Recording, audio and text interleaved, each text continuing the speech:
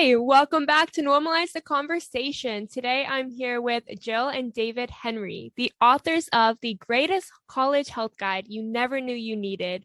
Jill, David, thank you so much for joining me today. I am so excited for our conversation, but before we jump in, let's check in. How are you really?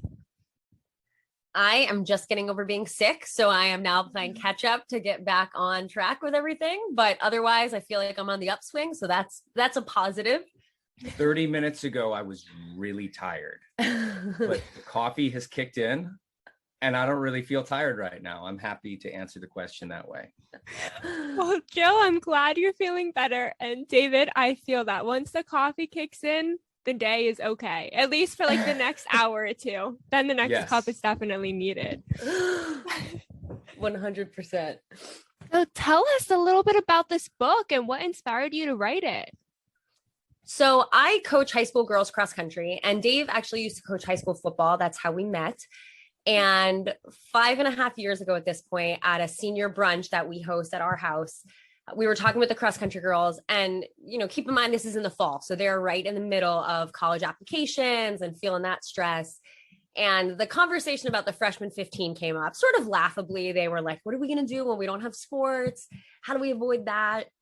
But then when we started digging a little deeper, there was some more serious concerns just about how to take care of their mental health, because they see the news of the mental health crisis that exists on college campuses. They see the statistics for drinking related deaths and sexual assaults and suicides on campus. And so, they see the same stuff that troubles all of their parents. And they were kind of worried about, how do we take care of ourselves and protect our well-being when we get to college? And so we took it upon ourselves to help set them up with some resources to prepare them.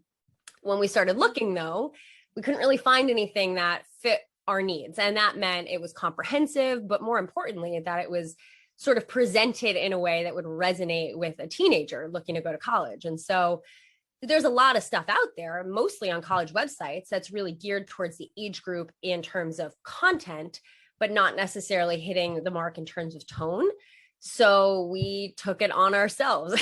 And so we spent 3 years researching, talking to health professionals. And then most importantly, we did a big countrywide survey of hundreds of college students, checking in with them. What do you wish you had known before going to school? And now looking back, what would you have done differently as a freshman, to kind of get their feedback on how they would have done things to care for their wellness differently. And all of that is thrown into our book. So we cover food, booze, stress, sex, time management, habit building. What we saw as the most interesting challenge in trying to take something like this on was that, like Jill said, so much of this information is readily available, and yet it does not seem to be landing with the people who need it the most. So how do we contextualize this information in a way that would actually make you want to turn the page and keep reading?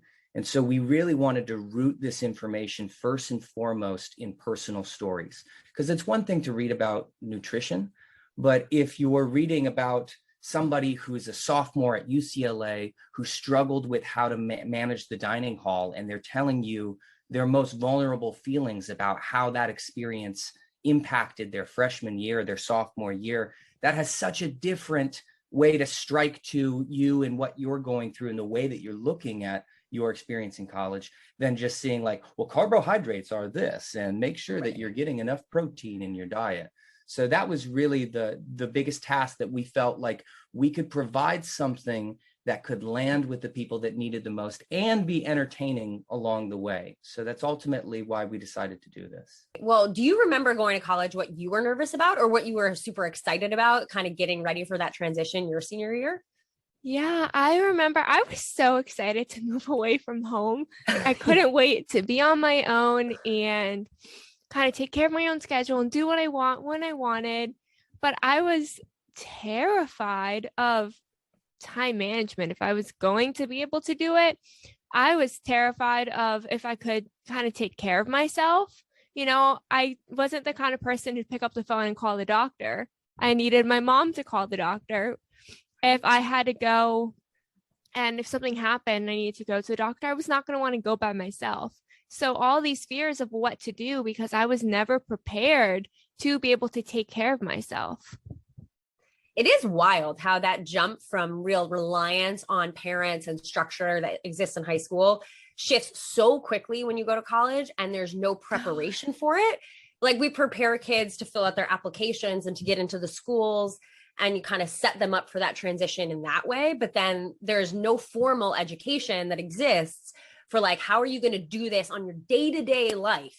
How are you going to manage? And so that's, my background is in education. And so for me, that was what was always really exciting about this book, is hopefully filling a little bit of a need for the education component that really should exist for kids as they prepare for that transition. Exactly. There is not that education component. It is such a massive change. All of a sudden you're living by yourself or with some roommates, and you have to cook for yourself, do your own laundry, wake yourself up, go to class. Mom and dad are not going to drop you off if you miss the bus or if you're out of gas. Like, there's no one to hold you responsible and accountable.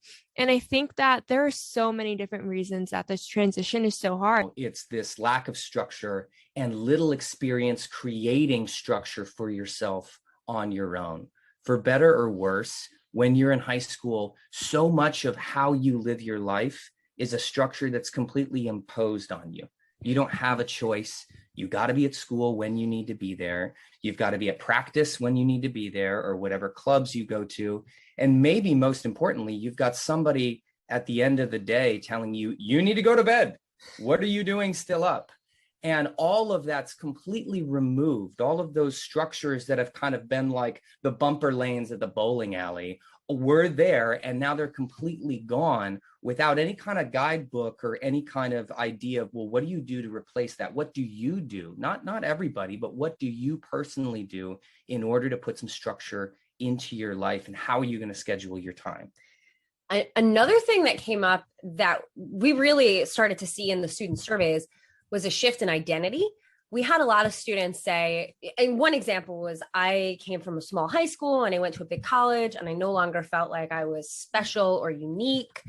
And we kind of saw that over and over, particularly with kids who were high achieving in their high school, either great athletes or great performers or great students. And you maybe go from being like big fish in a small pond to being small fish in a big pond, depending on the college environment you had to. And so I think there's a lot of excitement on behalf of students about, like, I get to make new friends and sort of craft this new identity, but then, recognizing that also can be kind of intimidating and really hard. And you have to sort of strip away some things that maybe were big identifiers for you in the past that are no longer relevant, particularly if you're no longer an athlete or no longer going to be part of productions.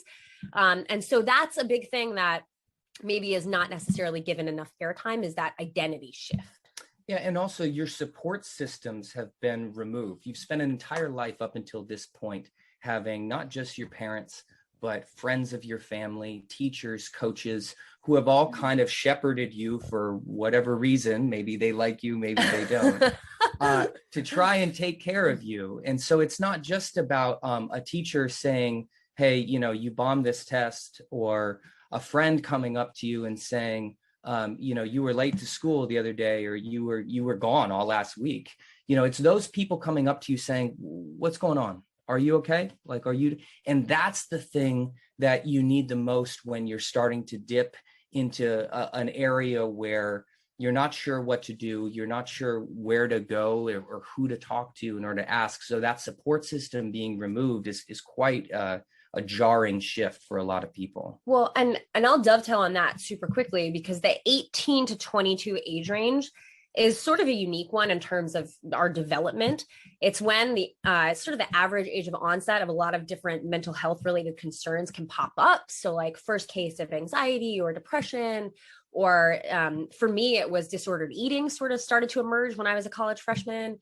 And so alcohol dependence, so a lot of that tends to happen around that age group. And to piggyback on what Dave was saying, you no longer have this familiar support system with you at all times. So you sort of have to be policing yourself of like, am I feeling off? Do I need to, like you said before, go see a doctor? Do I need to get some help?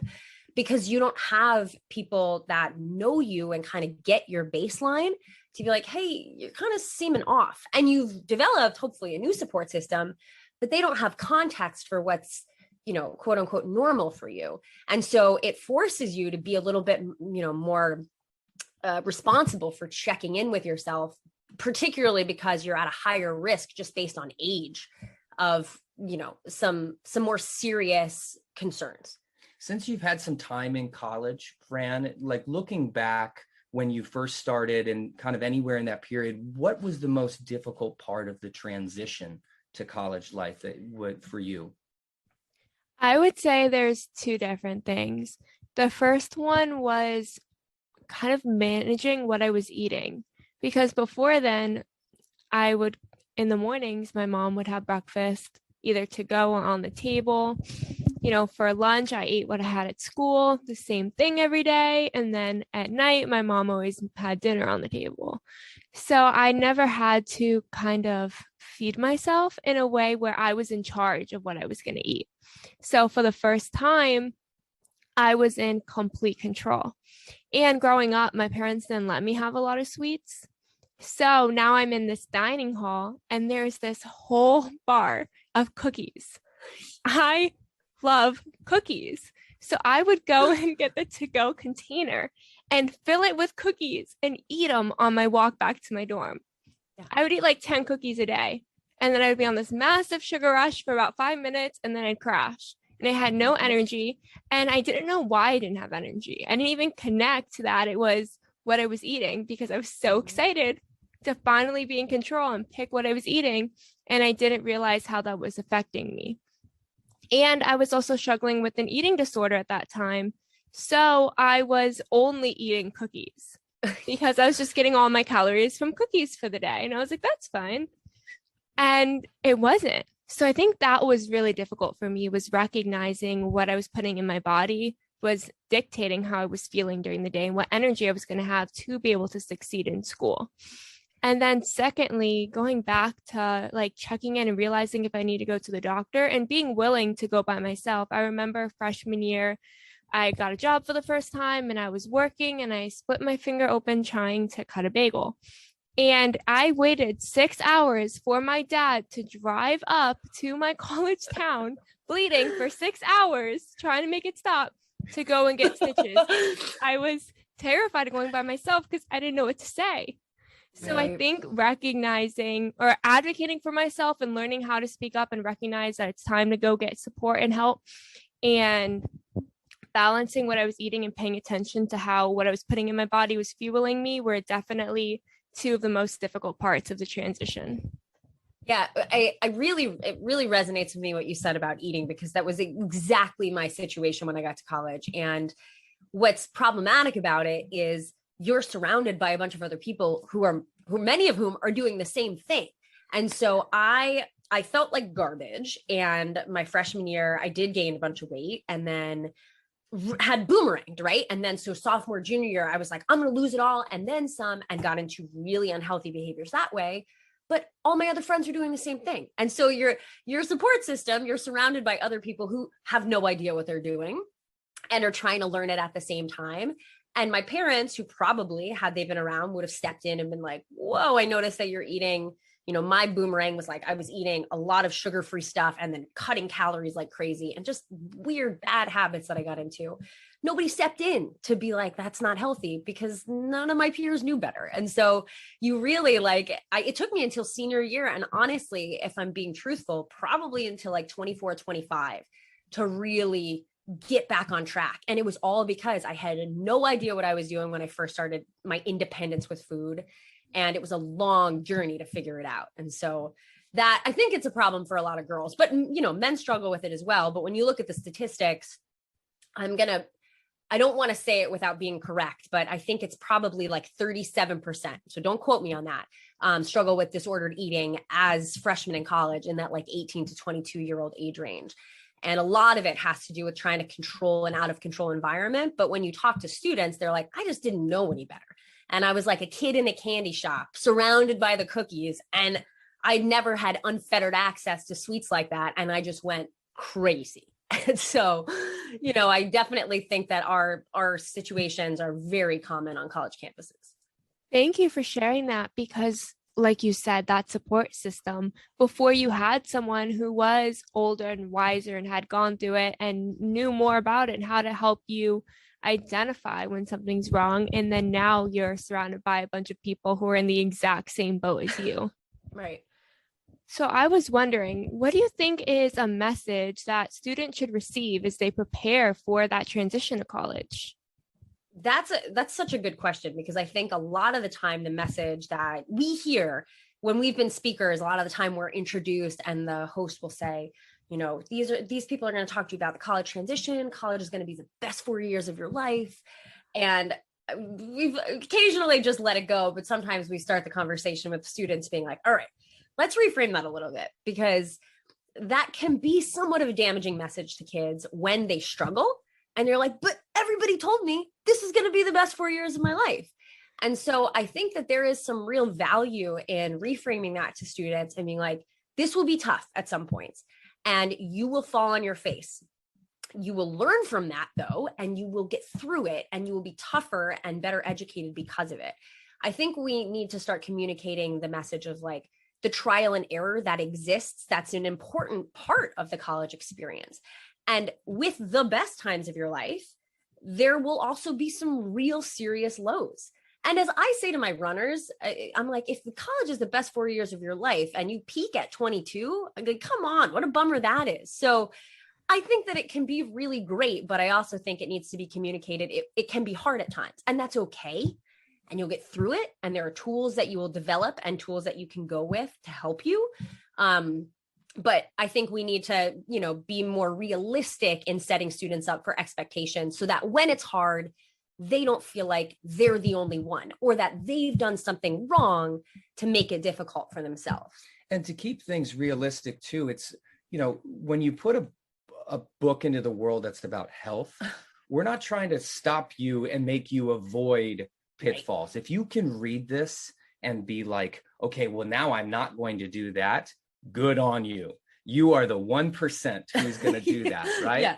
What's more important in regards to your relationship to your health is understanding what can you do when you're not feeling good, okay? So it's not about avoiding failure. It's about when you fail, which we all do, which you will continue to do, what can you do from there, right?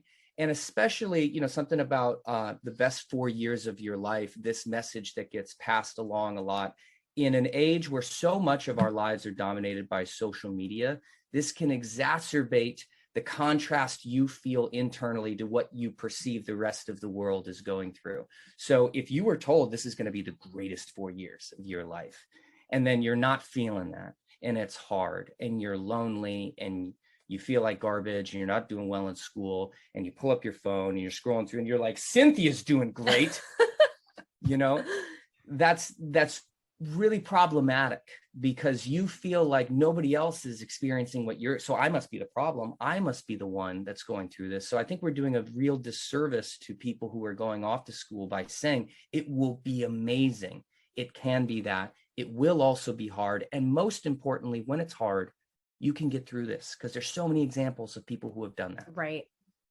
I love that. And you bring up such a great point with the best 4 years, because I remember my sophomore year that I was exhausted and I was like, is this really the best life's going to get? Like, I was working 4 a.m. shifts at Panera Bread, then going to the gym and working out with my trainer, then going to class all day, then running home to change real quick, going to Build-A-Bear to work a closing shift, and then studying all night. And I would be throwing up almost every day from pure exhaustion. And I was like, great, this is the best it gets.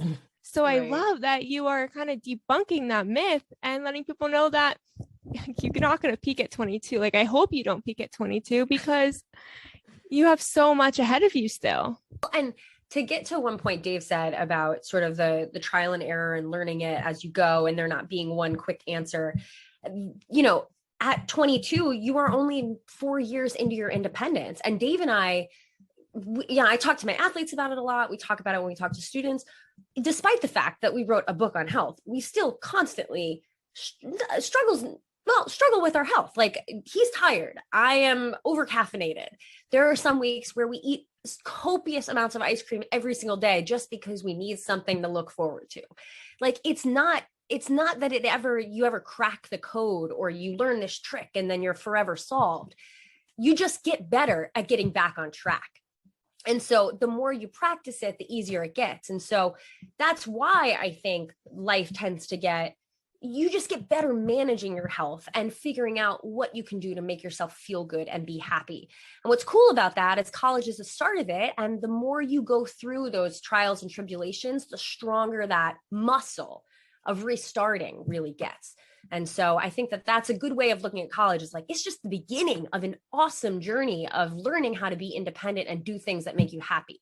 And that's a cool way to look at it. It really is trial and error, and looking at it from a place of you're going to fail and that's okay. And you're going to make so many mistakes along the way. And no, you're never going to crack the code. Like you said, you're never going to really figure it out. You're just going to keep learning and growing, knowing that it's okay and it's always going to be a learning journey takes a lot of that stress and pressure away from us.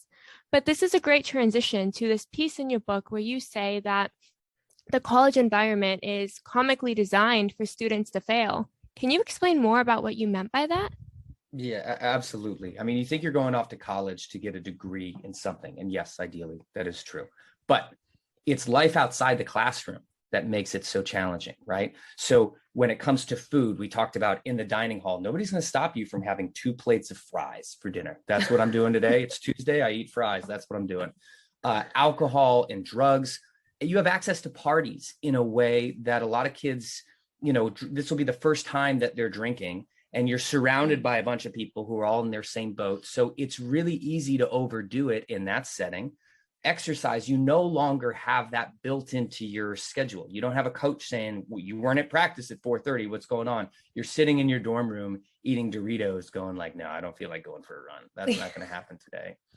Sleep every night could be a sleepover if you wanted it to. There's nobody to tell you go to bed. There's nobody to tell you you got an early test tomorrow morning. It's midnight or 1 or 3 in the morning, and you go to the bathroom and you're like, hey, what's going on, everybody? Like, you're still awake? Cool. This is exactly what I was looking for. And the stress of all of those things adding up, because like we mentioned before, you don't have the structures to kind of keep you in place. It's all on you. There's nothing to really stop that from building and mounting. And then you find yourself in a position of crisis where you don't even know how you got there. You just know you don't feel well.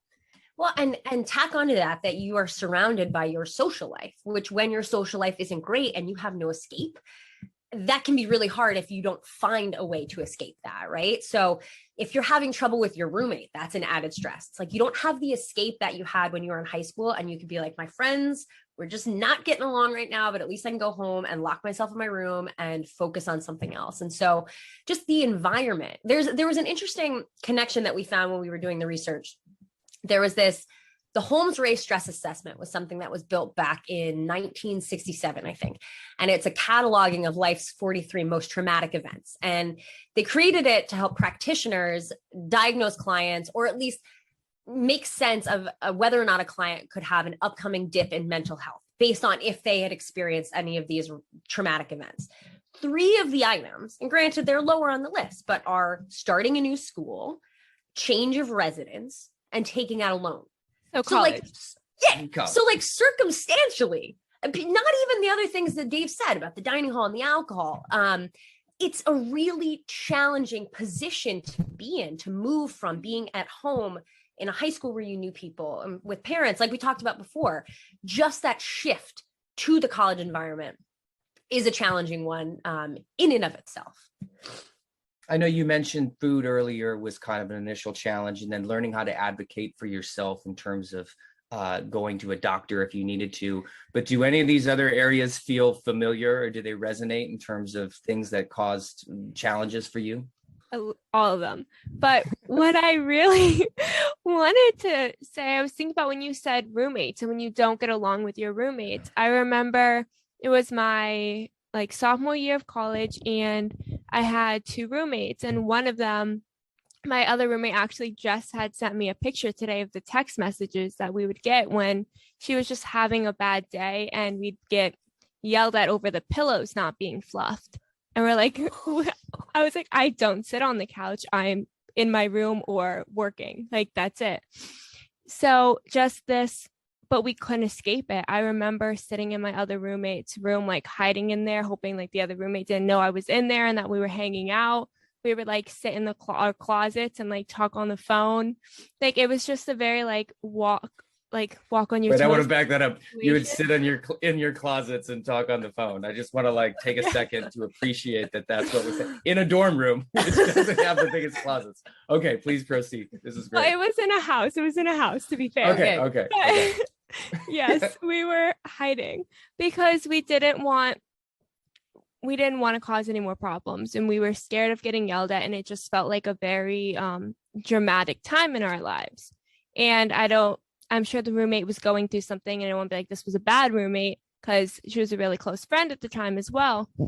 But when we weren't getting along and there was nowhere to escape, I couldn't go back to my parents' house. I couldn't go stay at someone else's place. I had to live in the house that I was paying rent for. And that was it. If I wanted to go home, I had to drive 6 hours and wasn't going to be able to go to class.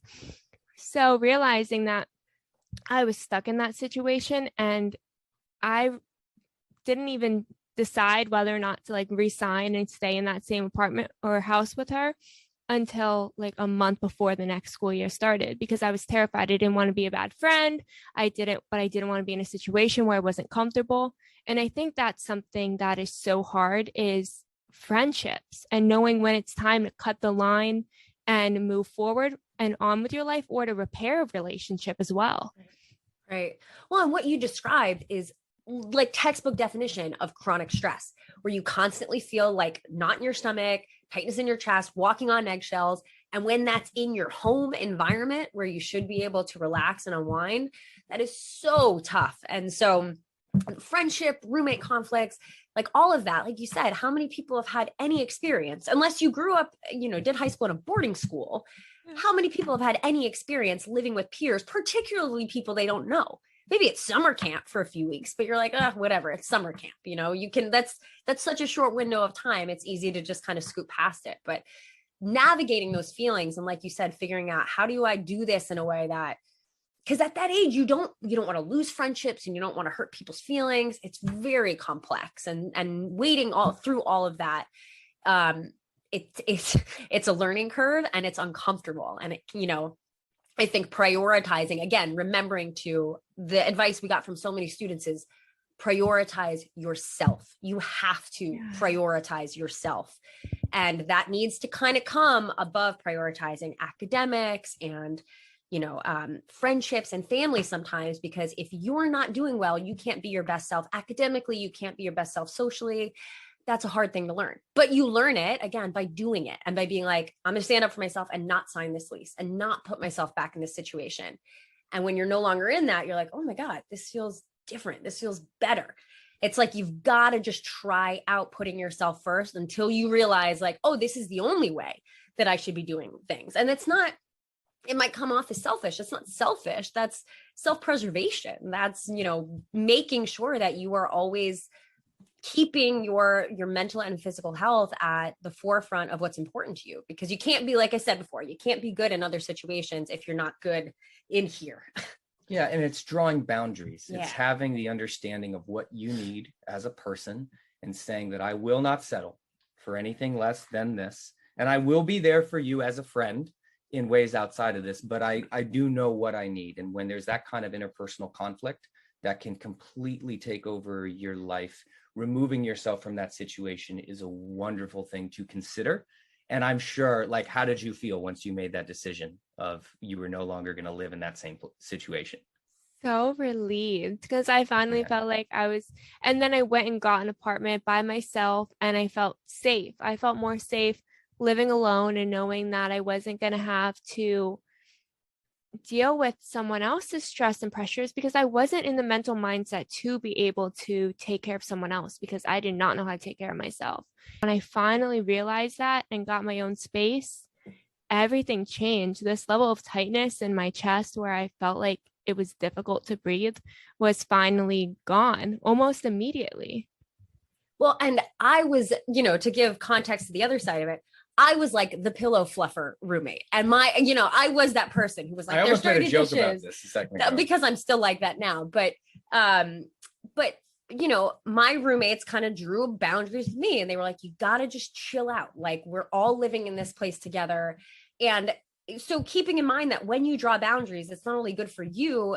When you're at that age, when you're in your early 20s, you're still, like you said, learning about how you want to navigate the world, and you're not always doing it right. You kind of tend to drift towards the more extreme parts of your personality when you're in a panic.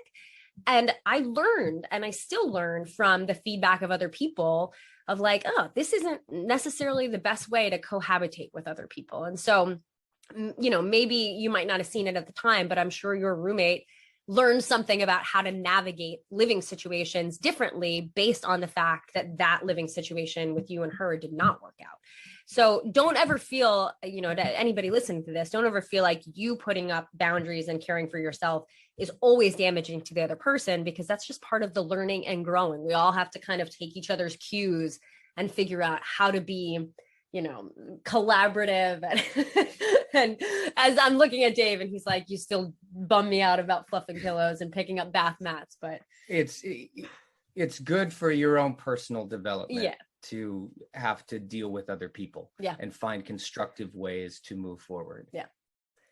You're 100% right. And I love how you talk about boundaries, because no one teaches us this. No one teaches us how to set boundaries, how to be aware of how we're feeling, how to check in with ourselves and see how we're doing. So what do you think are some of the ways students can check in with themselves to see how they're doing? This is such an important and underdeveloped skill before arriving in college, which is the ability to do a self-assessment. How do I feel in my body?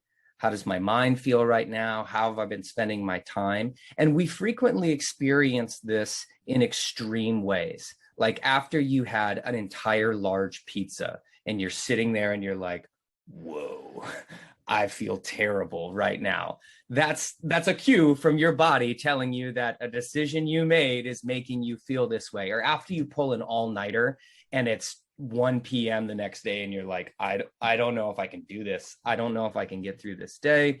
Those kind of extreme situations are us recognizing and assessing the cues that our body is giving us in terms of how do we feel. But the more you can start putting into practice, how do I feel right now?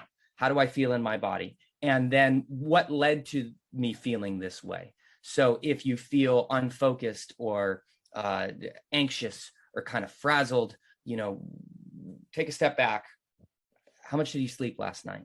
When was the last time you drank water?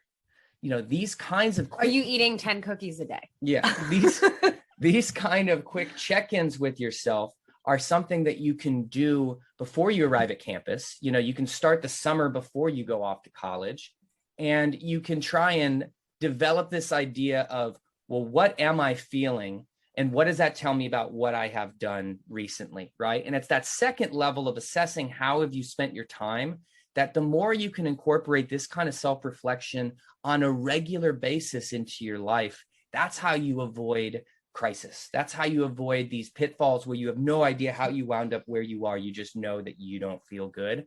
If you're trying to every week take a look at the week and say, well, how did I do? How did I do with school? How did I do with sleep? How did I do with food? And the most important part of all of this is that you're completely honest without judgment for yourself, right? This isn't for your parents calling you, how are you doing? Like, no, I'm doing great, Dad. Doing great, Mom. Like, I'm going to tell you what you need to hear right now because I know you want to feel better about things and I don't want to go down a rabbit hole with you. This isn't for social media. This is for you. And you got to live with you for the rest of your life. So the sooner you can start developing this honest relationship with yourself without judgment, so you can make decisions for the next week coming up of, okay, well, I wasn't great with school this week.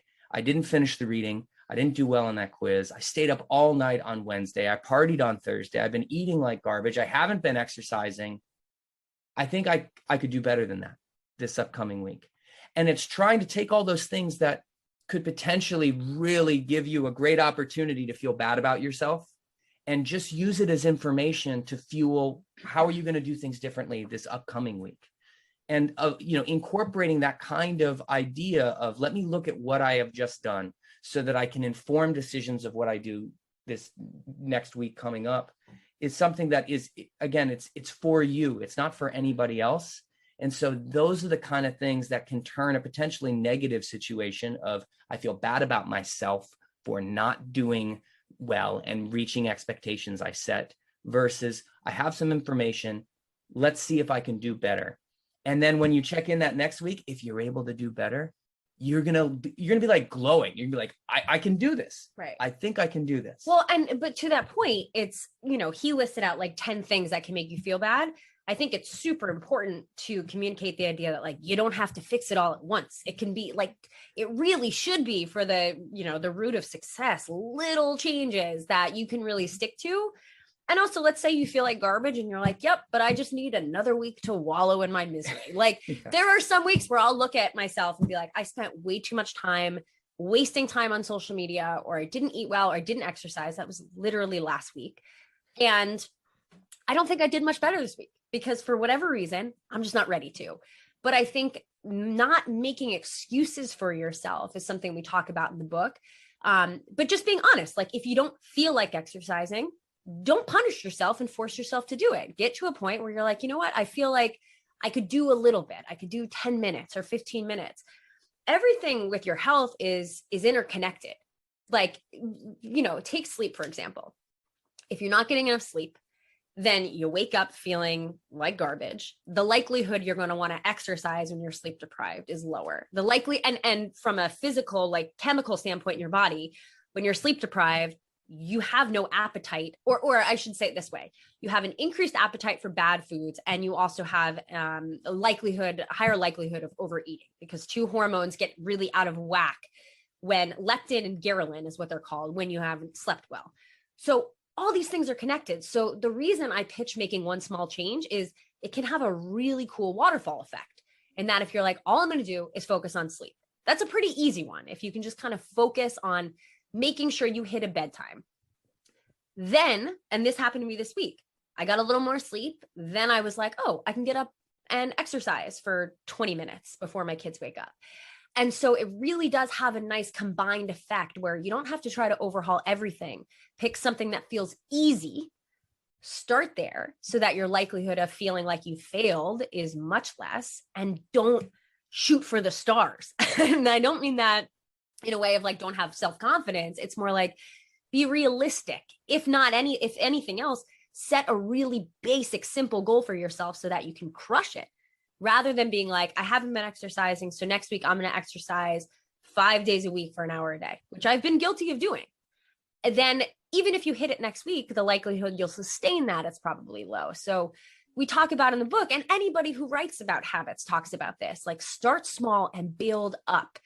And instead of trying to bite off more than you can chew, there's a reason so many people blow it with New Year's resolutions. And it's because oftentimes there are these really lofty goals that are super important to them. And they start off with all the best intentions, but also typically a plan that's totally unrealistic based on their current status. I think relating it back to New Year's resolutions was a really great way to help resonate with people, because I mean, we see it every year. All of a sudden we think, oh, I didn't work out for an entire year, but now I'm going to wake up at 6 a.m., go to the gym, eat all this healthy food that I would have refused to eat like yesterday. It's not sustainable because it's so far off. And David, you brought up a great point of all these different things that can be affecting us. And sometimes we check in and we see them all and we don't know where to start. We don't know how to recognize exactly what's off track and what to do about it. Well, when you're trying to make a change, you're not going to go 0 to 60 like that and keep it going, right? It's not going to be this sustainable thing that you can hold on to. And so for many students, just to throw this out there as one, you haven't had this opportunity to try and eat a healthy meal for yourself at any given time. You know what I mean? Like, you're going to the dining hall, and if you've got all these different trays in front of you, you're probably going to grab the chicken patties and the fries before you look at anything that's a vegetable, right?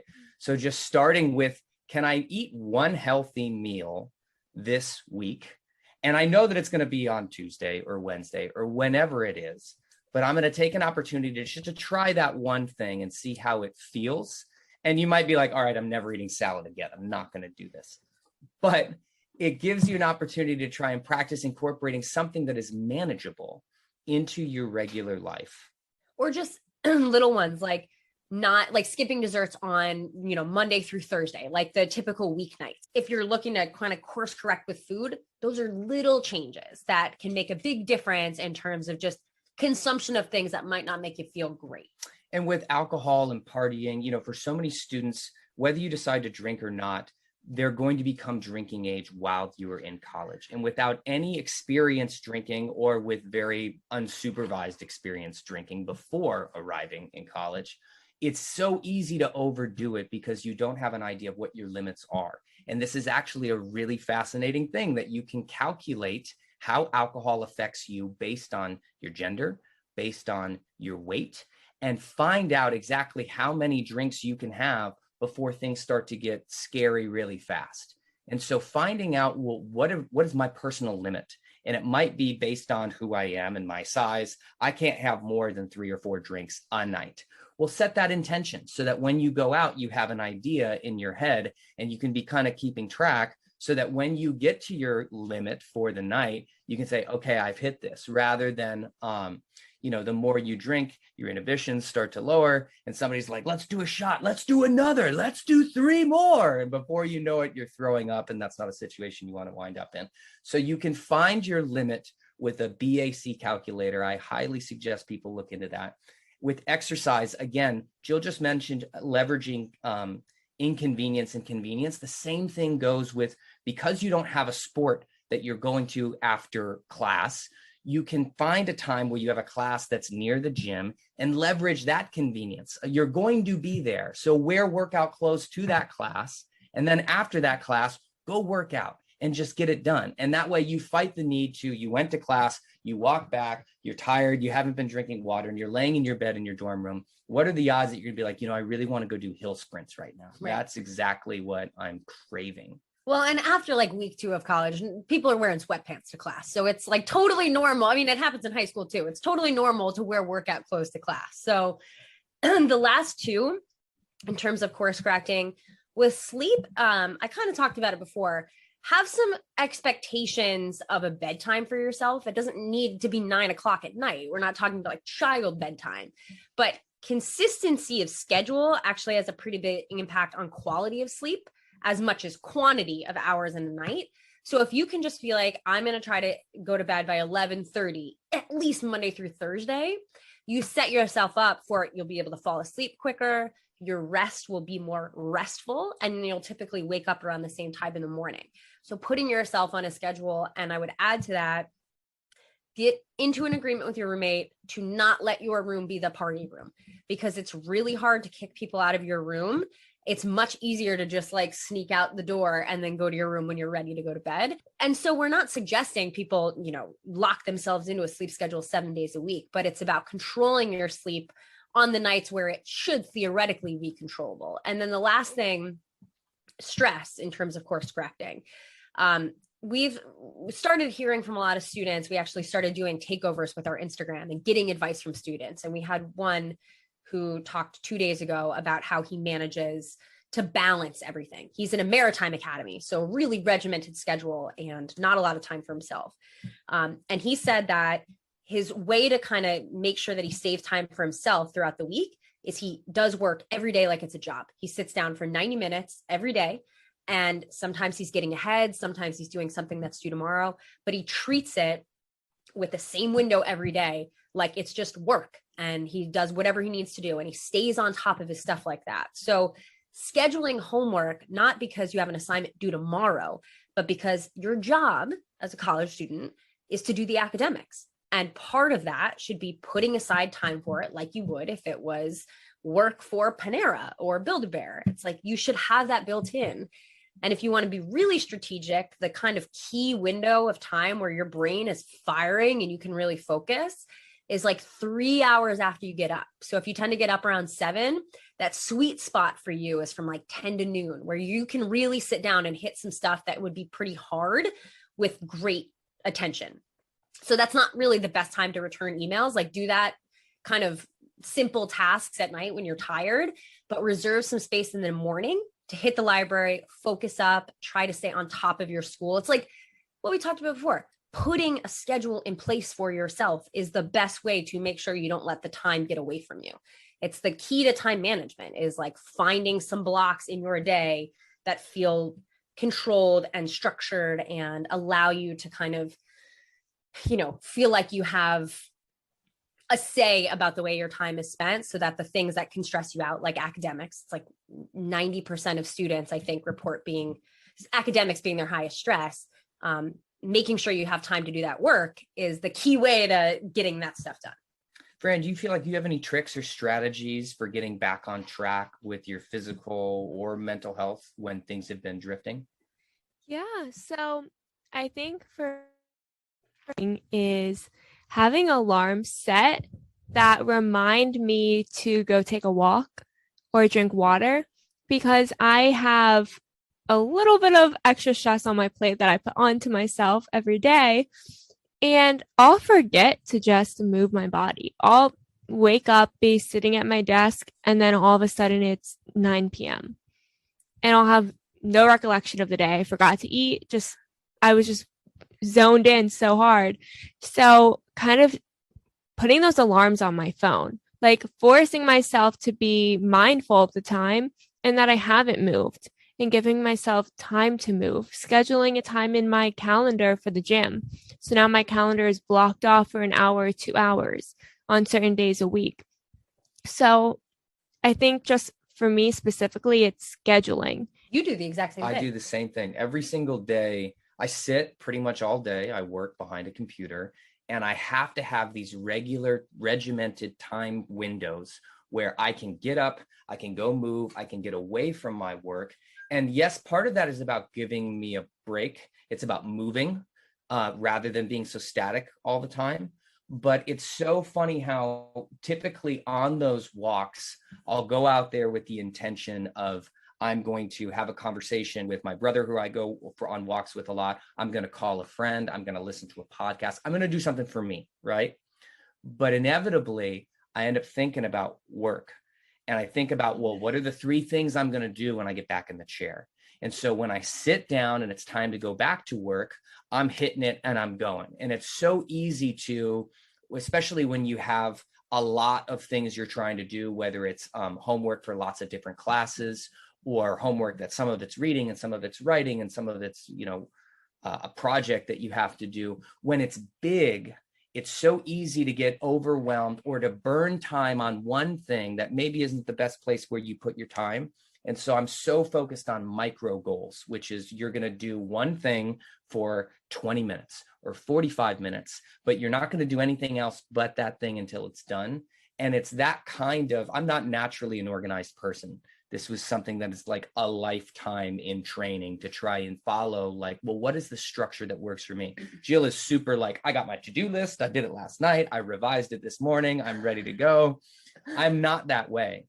And so building in those windows like you do, where you're scheduling time for yourself. This is when I go to the gym. This is when I do yoga, or this is when I go for the walk. It makes sure that you do those things. And it's only going to help stay on top of things. So rather than it being a stressor, like, oh, well, I can't take a break from my work right now because I need to get it done. You're going to be so much more refreshed when you sit back down to do it, that I love putting that stuff in your phone. That's a fantastic way to go about things.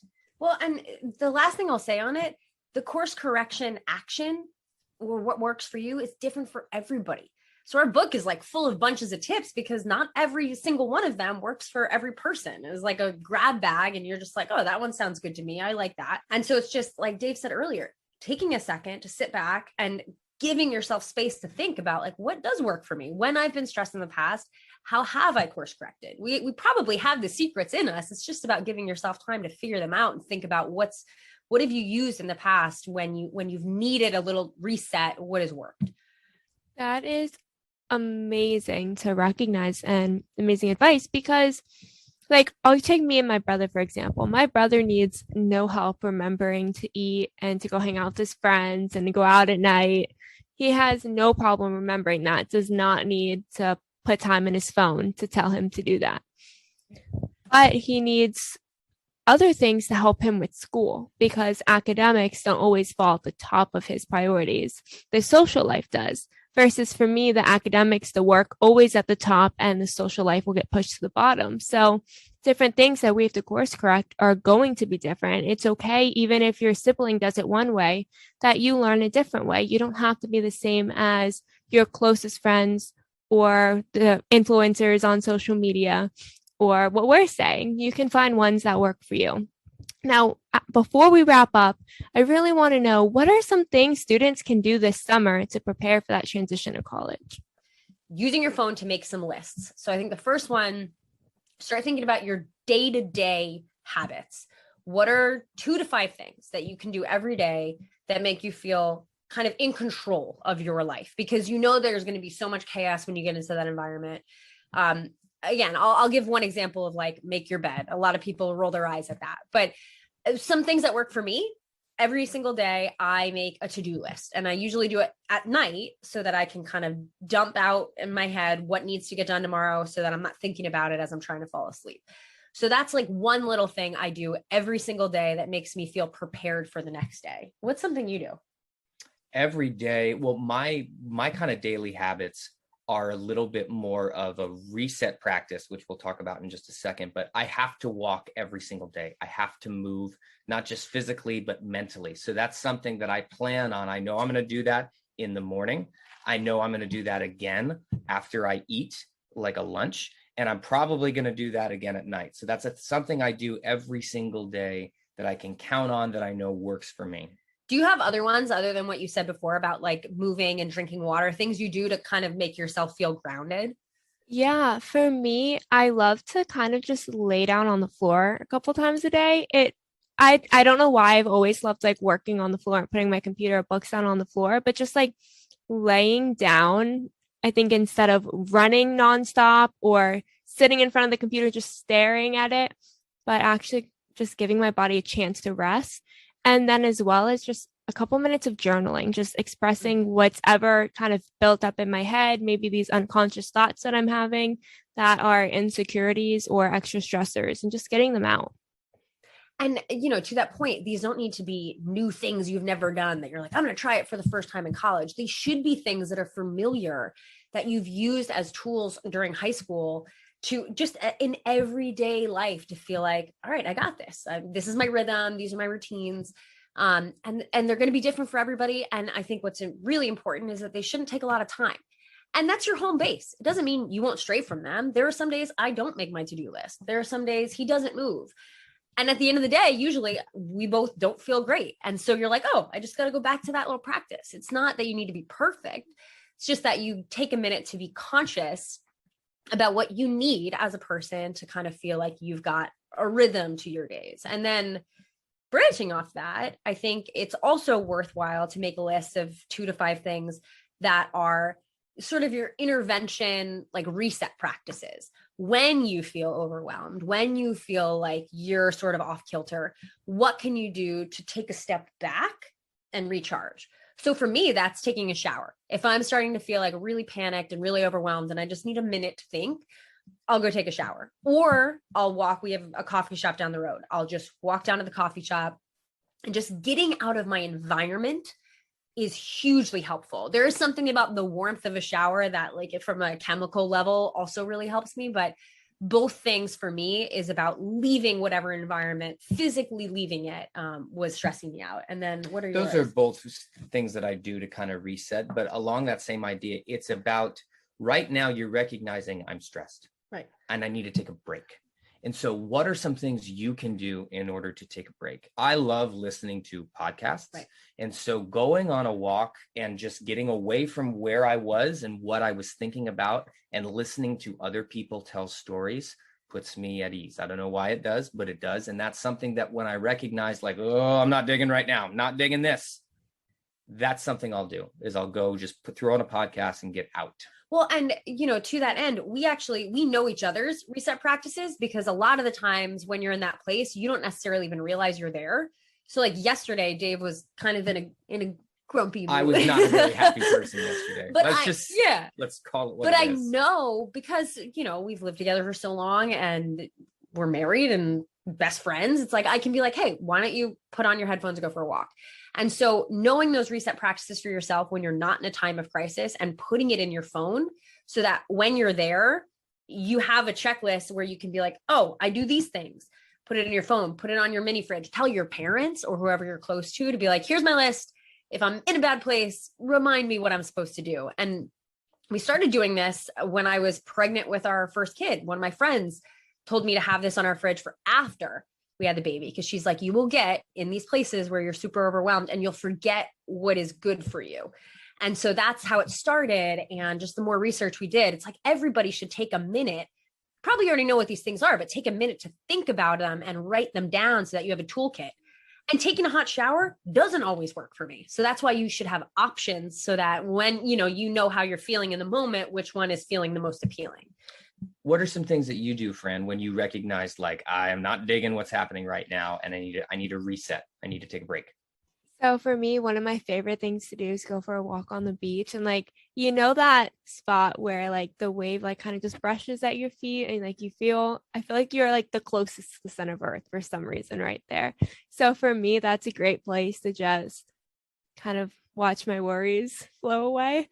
So I love to do that. I actually take my dog to the beach and let her run around in circles. And then another thing I do is I let myself cry. Like I have to get that energy out, because if I don't cry or I don't scream, there's a good chance it's not going to go away.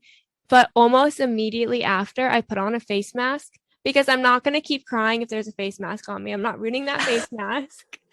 And I'm giving myself a chance to, I let out the emotion, but it's not going to take over my entire day and the rest of what I need to do.